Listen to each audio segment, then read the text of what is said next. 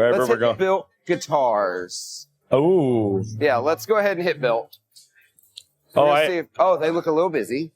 That's okay. We're going to just gorilla in here. We're just going to go in, just pick one up. Oh, my God. Can we look at that? That white?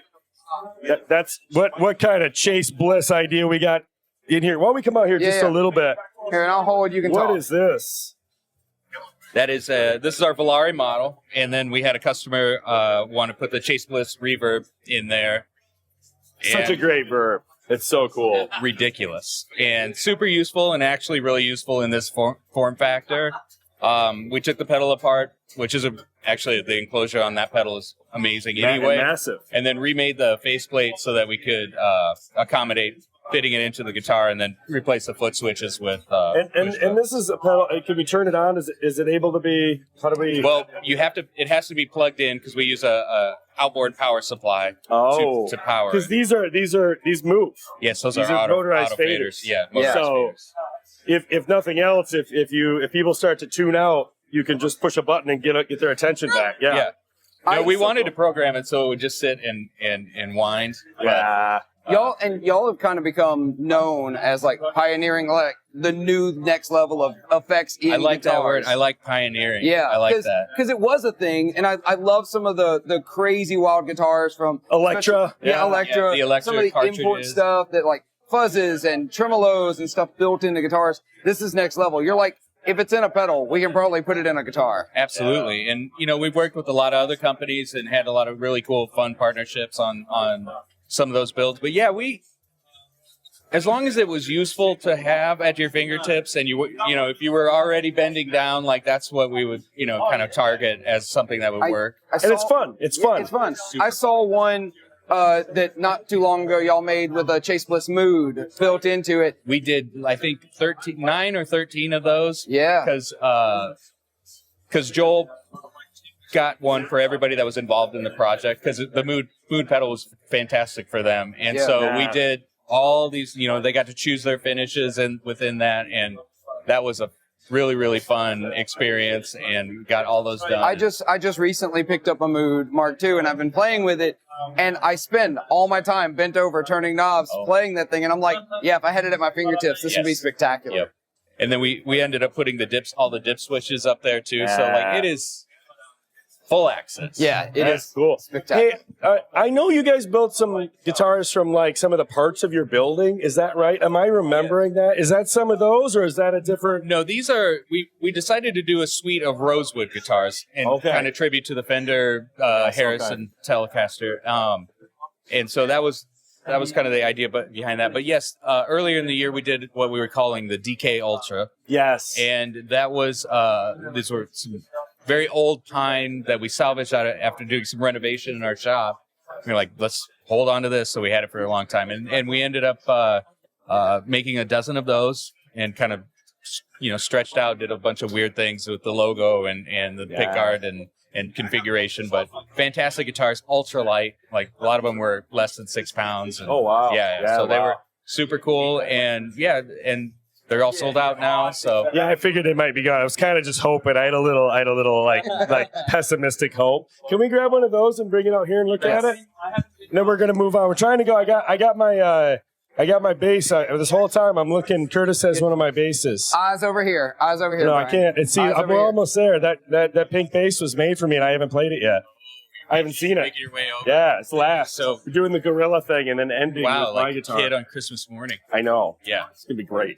But yeah, this is so this is another Valari model, carved top, carved back. That's so gorgeous. Very, the Starcaster was the base model, or foundation for what we were doing. I have a repair background, and the Starcaster started showing up in the shop, and people were like, "Can you make this better?" And I'm like, "No, this is a turd." Yeah. So, but then we decided to build them. Did you ever see? Wasn't there a model of those that have V pickup in it? Is that a Starcaster? Is it Starcaster? I can't remember who No, it was. I think those were Gretsch, if I'm not mistaken. It was a Fender. It wasn't a Fender. Because I had to figure out how to have somebody fix one, which was nobody wanted to. Yes. It was a long series of calls. Was it? That feels like it was around the same era that Gibson was using a weird V. I think they did it for like one day. Yeah. And then they went, this is a horrible idea. they learn quickly, which is unusual. Yes, Yeah. yes. In this industry, we don't learn fast.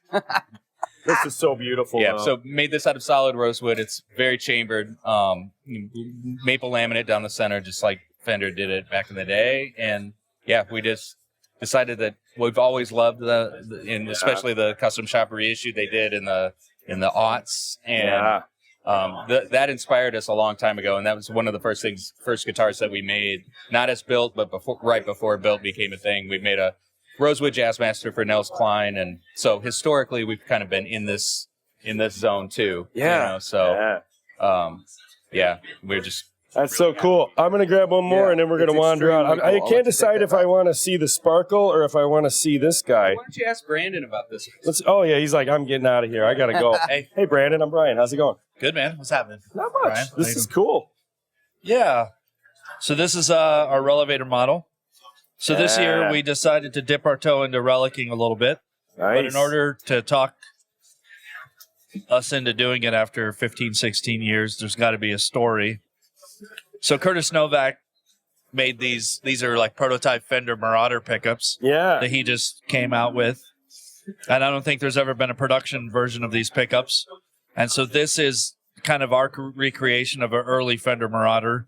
That's so cool. And the original one was Lake Placid blue. There's only a couple pictures of it that exist. Yeah. And so we imagined that someone had an early Fender Marauder prototype, stripped the finish, and lost the pick guard.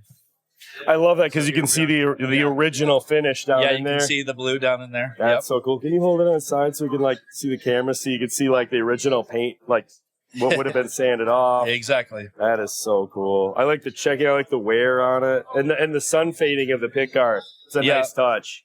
And our boy, our guy back home, Ian, when he got this guitar done, he played it for about 25 minutes. He said he played a bunch of misfits and riffs, and you can see the playing scratches.